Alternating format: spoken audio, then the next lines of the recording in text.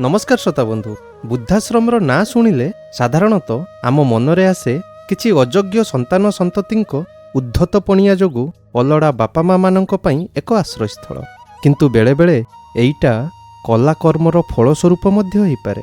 मनीष तार करिथिबा भूल कर्मर पश्चाताप कला बेलुकु समय गड़ी जाई थाए तथापि सबुबेले ताकु लागे से प्रायश्चित करुछि ता कर्मर। सकाळुआ समय थिला बुद्धाश्रम रे जे जହାର कामरे व्यस्त हठात खूब जोर रे कहार हस सुबिला लागुथिला सते जेमिति केही दुई जण हृदय खोली हसुछंती। से हस शुणी समस्ते आसिले देखिबाकू किए ओ काहींकी एते जोर रे हसुछंती। देखिला बेलकू नववृद्ध दंपति वृद्धाश्रम बारंदारे खूब जोर रे हसी हसी प्रवेश करुछंती। केही जणे वृद्ध आश्चर्यचकित दृष्टि रे पचारिले एमिति हसिबार कारण कौन? हठात हसटी नीरव होईगला आउ नववृद्ध दंपति दुहें परस्परंकु इंगित कला भलिया चाहाणी रे अनेइले। सतरे लागुथिला जेउ हसटी हृदयरु बाहरुथिला ताहा कहार गोटे दुख भरा प्रायश्चित थिला। अन्य सबु वृद्ध घेरी गले जेमिति तांको हस पछरे लुचिथिबा दुखर कहानी को सुनिबा पई। जणे वृद्ध पचारिले आश्चर्यर कथा, वृद्धाश्रम पुणी खोला हस? एठाकू समस्ते कांदी कांदी आसंती किंतु खोला मनरे हसी हसी आसुथबा एइटा प्रथम घटना। नववृद्ध दंपति दुहें दुहिंको अनाई मुरुकी मुरुकी हसिले। वृद्ध कहिले आम हसर कारण जानिबा पई हेले आपण मानकु गोटे कहानीटी शुणी बुझियाकू पड़िबो। आमर आउ काम कौन जे खालटारे बसिचु आपनको कहानी सुनिबा आमनकर समय मध्य कटिजिबो। एबे वृद्ध जनक कहानी सुनाइबा आरंभ करिले। गोटे छोट परिवार आ परिवार कहिले वृद्ध बापा पुओ बोहू और नातीटी बेस हस खुशी दिन कटुला।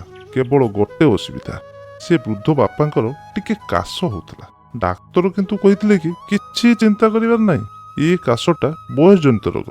ठीक कथा जे किंतु नीतिदिनिया रोगी को किए भल पाती ये कथा से दिन जना पड़ला जो दिन थरे पुओ कहला बापा राति 3टा हेलानी टिके धीरे धीरे काशी पारुन, चिंटू सोई पारुनी जे। केजानी केमिति काश टिके नरमी गला आउ केवल खूँ खूँ शुभुला। दिने सकाळे पुओ कहला अच्छा बापा तुमे प्रतिदिन 9टा बेले डाइनिंग टेबल आसी बसी जाउछ। तुमे जानिबा दरकार चिंटू स्कूल जीवो, चिंटूर टिफिन रेडी हबो, तथापि एते जल्दी टेबल बसले कोण केमिति हबो कहिलो?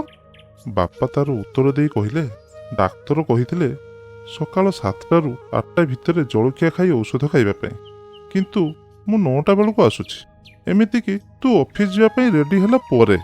पुओ कहिला माँ चलीगला परे तुमे आमको एमिति हैरान करले केमिति हबो कहिलो?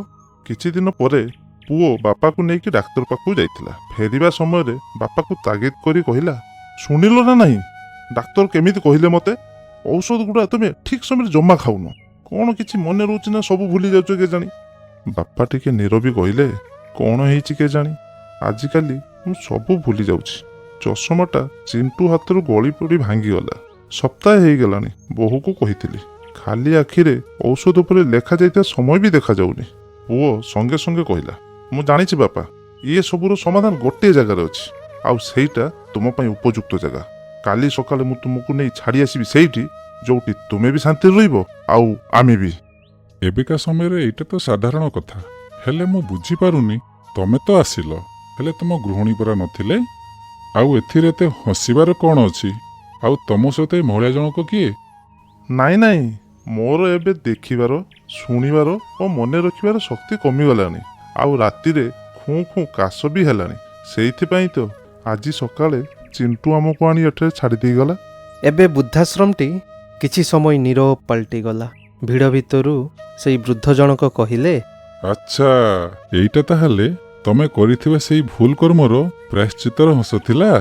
एबे समस्ते एकाथरे हसी उठिले।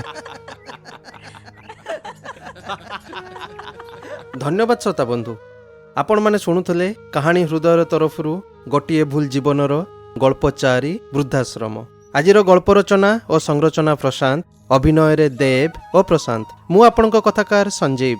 आजिर कहानी केमती लागिला आमको कमेंट करी निश्चित जणाइबे। लाइक शेयर और सब्सक्राइब करने को जम्मारू भूलिबेनी। हाँ श्रोता बंधु, आमर गल्प सबुदिन शुणुथिबे, किए जाने केउ दिन गल्पटी आपणक निज जीवन सहित मिसी जाई पारे। ताहाले आजि पई विदाय दियंतु, पुणी देखा हबो आउ गोटे अध्याय रे। ନମସ୍କାର।